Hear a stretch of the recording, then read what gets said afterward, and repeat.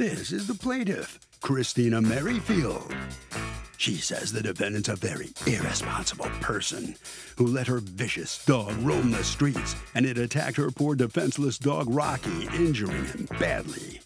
That's right, the beast latched onto him with the full force of his massive jaws, and the defendant refuses to pay for the emergency vet bills she now has. Luckily, Rocky will survive, but she wants the $3,000 she's owed, and she is suing for just that today.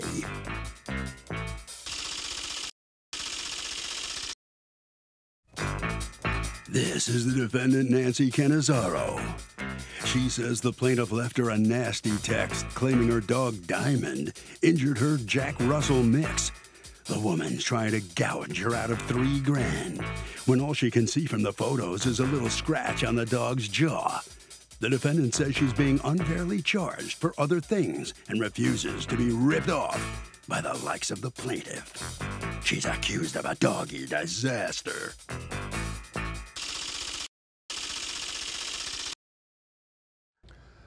All parties, please raise your right hands. Welcome back to the People's Court. Next case in the docket, the plaintiff says the defendant allowed her vicious dog to roam the streets. That dog attacked her dog, and she wants money for the vet bills. But the defendant says the plaintiff's dog got a little scratch on his nose, and she's trying to gouge her for $3 grand. It's the case of scratch and sniff. Thank you, Douglas. You're welcome. Okay, Ms. Merrifield, you're suing Ms. Cannizzaro for $3,000 in damages as a result of her dog biting your dog. Tell me what happened. So me, my boyfriend, and my son were walking our dog down the street, and her What kind of pit bull, dog do you have? He is a Jack Russell Hound mix. Okay. We got him from the pound, so we're not really like completely sure. Okay. Go on. Her pit bull was down the street, and did you recognize it as her pit bull? Is she a neighbor of yours? Do you know her? I don't. We actually just recently moved into this house. Okay. So we just saw the loose dog. You see a loose dog, and do you recognize it to be a pit bull? It was pretty far away. We tried turning around to go the other way, and it came running after us. Okay. And what happened? So it latched onto my dog. It was biting his face, his paws. My boyfriend was holding him. I mean, my 12-year-old son was trying to get involved. I kept telling him to stay back. And eventually I just told my boyfriend, I said, just let my dog go because he's getting eaten over here. What? Because your boyfriend was doing what? Trying to pull him, or what was your... Yeah, he was trying to break up the fight. Right. So you said let the dog go, and what? We just let my dog go, so he ran. Oh, okay. So, I mean, luckily he didn't run out into the street. Right. My son went and caught him, but... Right. Okay. And then did you take the dog to the vet? I did, yes. All right. And what did the vet conclude? Was there anything that needed stitching or no? He didn't get stitches. They did an x-ray and stuff. It was very close to his bone that the dog bit him on his paw. They said they just missed the bone. He had to get antibiotics. He was on 3 different antibiotics. He had to get a rabies shot. And they put a cone on him so that he couldn't lick his paws or anything. Right. Because he was bleeding so much. I had to carry him home because he couldn't even walk. Right. How big was the vet bill? How much was the vet bill in total? I believe it was like $600, maybe $700. I'm not completely sure. Okay. And can I ask you, how did you find out who the dog belonged to? Nancy's son got in the car. He saw all this going on.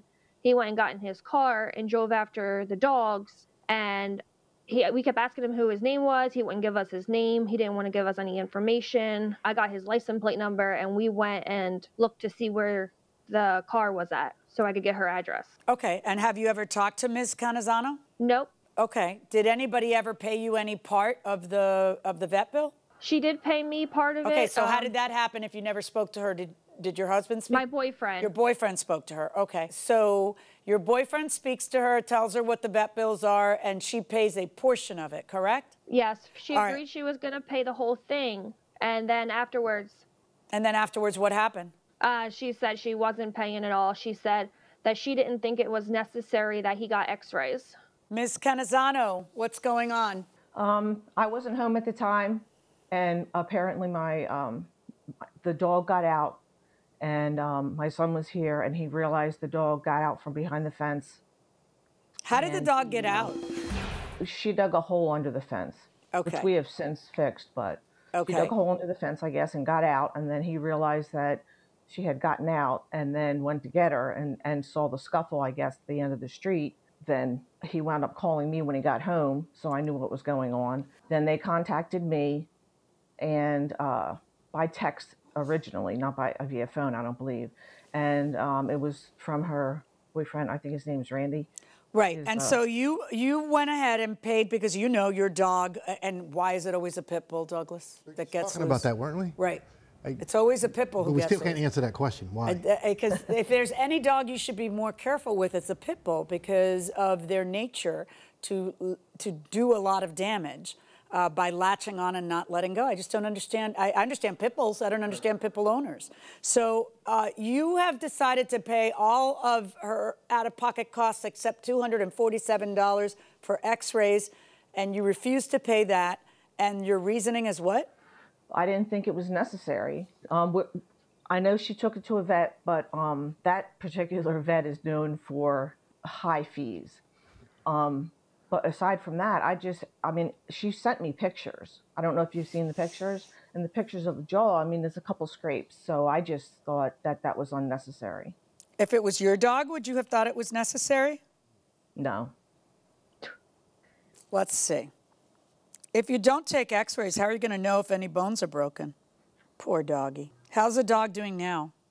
He's doing all right. It took him a while to want to go back outside, but he couldn't even walk for a week. I had to call out of work because I had to take care of him. You say you had to take a week off from work. Do you have any evidence of that? Not with me, but I could get it from my job. Okay. And how much are you paid per week? I'm a server. Yeah, that doesn't answer my question, though. I'd say anywhere from $400 to $500 a week. Yeah, but how are you going to prove that? Are a lot of that tips that you may or may not be reporting? I don't know. Like how? In other words, when you come to court, you have to be able to prove what it is that you're out. So you can't just. I need to see evidence that you were out the number of days you say you were out, and I need to see evidence of what you make and from your employer, and I need to, like that kind of thing. Do you have any of that with you? I don't think I have any. Because you're suing for $1,000 in lost wages, so you. Not only that, I missed a craft show too. I have a small business, so I missed a craft show that I usually make anywhere from $500–600. Right, you would have to prove that as well. You're also suing for $1,700 in emotional distress. I'm sure this was emotionally distressing. But in a dog bite case, your emotional distress is not relevant and the dog's is not compensable. You understand what I'm saying? Like, those aren't emotional distress cases. All right, I'm going to most definitively order Ms. Canizano to pay the $274 of the balance of the vet bill, but I will give you 24 hours to submit evidence of what your actual losses are. I mean, anybody can say I work at, I would have made, if I had gone to a fair, I would have made, that's very speculative. If you're able to show me that you missed X days of work by having something from your employer that says that and how much you make, I'll consider that, because that would be something that happened to you as a result of the pit bull getting loose. And Ms. Canizano, she wasn't even asking for that. All she wanted was she was out of pocket. And you rolled the dice and said, well, I've decided that wasn't necessary, so I'm not going to pay you that. What do you think was going to happen? Of course, then she's going to come to court and sue for what she's out of pocket, and now she's also going to sue for her lost wages because she had to stay home and take care of the dog. So this turned out to be a bad gamble on your part. So right now, $274, verdict for the plaintiff, and I will reconsider that in terms of lost wages if I receive any evidence that I find persuasive in the next 24 hours. All right? Good luck, folks. Okay. Thank you.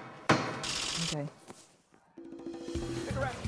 So the plaintiff prevails at the moment, only $274 she's going to get, but she may get more if she can provide evidence to the judge in 24 hours. Ms. Canizaro, as the judge said, this was a bad bet on your part not to pay that, the x-ray fees. How do you feel about the judge's verdict? You do have to pay it. The only reason I didn't pay it was, I don't know if you saw the pictures, if you saw what just happened. I saw the pictures. I saw the pictures. It was a scratch. That's how I felt. And I mean, I have a pit. My pit looks more like a greyhound than a pit. It's not one of those vicious pits that I mean, everybody that walks in the house, all my friends, my son and my daughter's friends that come in here, it's friendly. You know, it doesn't go after anybody. Well, you know, it did this time. It went out on the street, ran down the street, and attacked another dog. How do you answer that? I wasn't even home, and I'm sorry. I'm sorry it happened. All right. Well, listen, Ms. Merrifield, you heard the judge. She needed more evidence from you. If you can provide that, you may get more money. Can you do that? Will you work on that Absolutely. in the next 24 hours? Yep, I'm going to go over to my job as soon as we're done. I think that's a smart thing to do, my dear. Good luck. Good luck. And I hope your puppy, you know, recovers fully from this. I know, traumatic experience for a dog. Had to be. Okay. Yes.